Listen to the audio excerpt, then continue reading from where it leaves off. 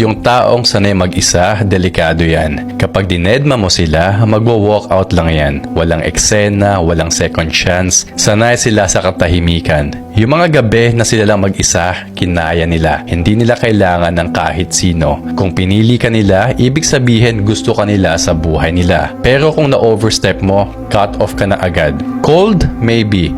Pero ang totoo, may boundaries sila.